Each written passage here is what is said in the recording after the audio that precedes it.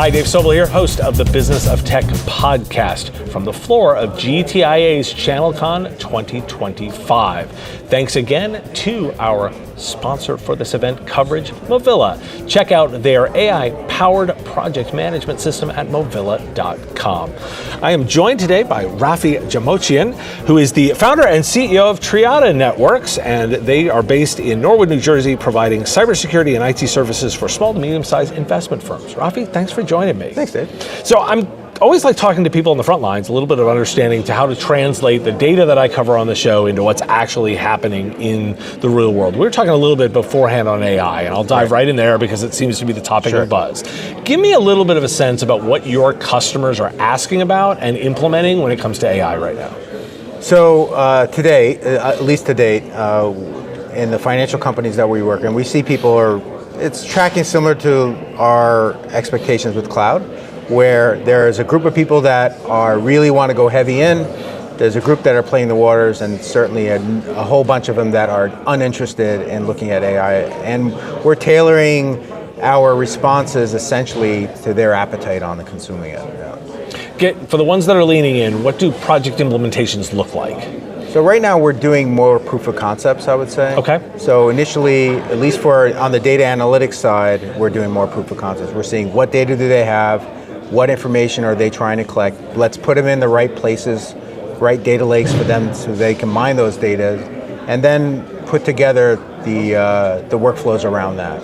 On the case of others which are doing more research side, so say financial analysts that are doing research, or they're researching a particular topic or company, that they're going in heavy and they're using them in production right now.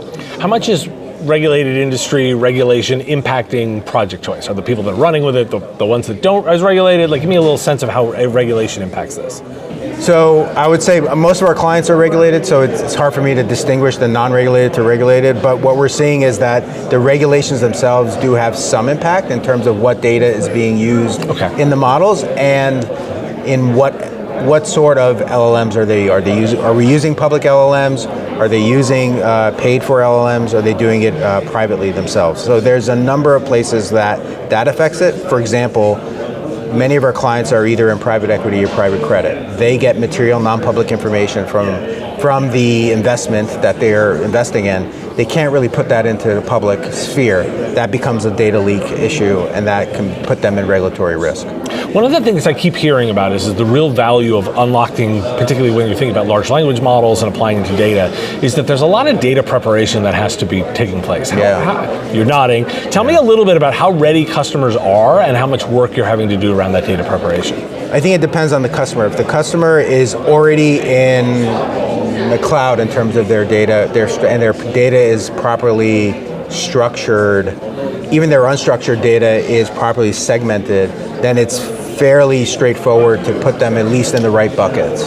Where we find out that it's difficult is if the client just had more of an ad hoc approach to where they store things, that becomes a lot harder to classify the data that they have and then put it in the right place. Worse is the ones that are on-prem. If they're on-prem, we have very little tools in order to work with that properly. Gotcha. How much are the ones that are pushing into this the ones that are embracing doing this work? Is that a stumbling block for the others?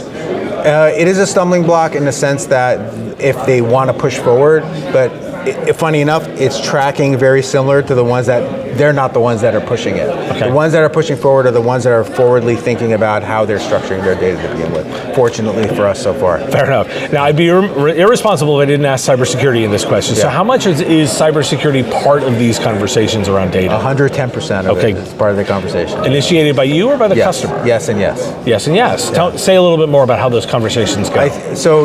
What's been actually kind of neat that I've seen, at least in the past 2 years, I guess I don't want to pat ourselves on the back, but at least our conversations that we've had with customers for the past few years, they're coming to us with cybersecurity related questions to whatever business that they're going into. They'll ask us, hey, we're thinking about this, what's our cyber implications? And that's usually where it leads into it. So they're making the conversation a lot easier now than, let's say, it was 4 or 5 years ago, where we were initiating, okay, well, what's the cyber implications of this particular product, solution, process, etc. Besides your incredible selling skills, what are you attributing this to? Like, what are you attributing that move to? Is it the fact that you've been talking about it? Is it regulation? Is it market? What are you attributing that to?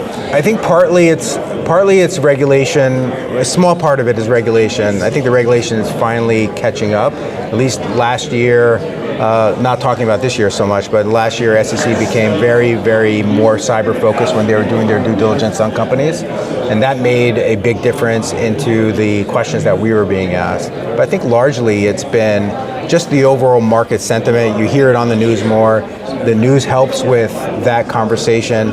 And maybe we had a small piece of that along the way because we do talk about it so much. You know, I ran cyber groups out of corporate 16 years ago, which wasn't really being talked about in the MSP space. So when I started our MSP, whatever it was called at the time, we had that, I'm going to say, cyber bent to us from the beginning. Now, one of the things that I also know is you advocate for the idea of meeting clients where they are versus this idea of rip and replace. Yeah. Talk to me a little bit about the way you think about that, and are you worried about technical debt building up when you're not replacing older systems? Of course, and there's a prioritization when it comes to making those changes, but we're all on a journey, just like we are on a journey, companies are on a journey, so we start them where they are and we start the maturation process at the point. That's what I mean by we meet them where they are. When I first started into this business, we saw a lot of people working into that rip and replace kind of mentality. In fact, a lot of my larger competitors in the New York market, that's what they do. Say, oh, you want to get into our platform? You need to use everything on our stack. We do our stack, our typical stack that we provide our services, but from a business process point of view, we start where they are and we help them move forward.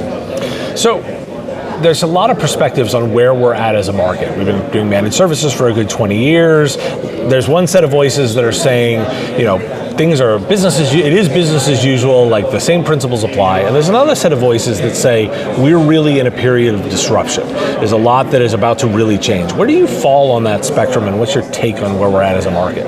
Yeah, it's interesting. I think we're in some ways we're going back to the roots of where we were solving problems for companies. I think for a while, I think we lost that from at least from my perspective, where we're seeing that return to let's solve business problems by getting rid of some of this other technology, those technology issues. That's certainly part of it. The disruption. Cybersecurity was a partial disruption, I'm going to say. I think for us, because we were essentially cyber focused from the beginning, that was an easier transition for us. The AI adoption curve for sure is going to be a big disruption for the market. Not only I don't think the MSP world is dead. We've heard that too many times. Whether it's called MSP or something else, we're still providing a service to our customers. That service window might be shifting around a little bit. So, as we're sort of wrapping up our time here together, like, what are the thing you're keeping an eye on over the next 12 months or so? The regulation is certainly going to be part of that, to see how particularly FINRA and SEC respond to AI-related issues. That's definitely one. The other part is how is AI and how we're going to start seeing AI-related lawsuits come forth. And following that process is going to be interesting, and whether or not the laws are going to change for us going forward. That's going to be a big part of it. This is not something that we are not expecting. We've been talking about this for years as well, and the expectation that the regulations are coming down more so towards us. I think more MSPs are going to be at risk if they're not moving the ball forward for companies. They're going to be out of business. Well, I think you've also identified where the opportunity is. Yes. Raffi, I really appreciate you joining me for the conversation today. Thanks, Dave. And thank you for watching. Do appreciate it. Make sure to check out our sponsor for this event, Coverage Movilla. Check out their AI-powered smart project management tool at movilla.com. Get ready. AI-driven project automation isn't the future. It's here today.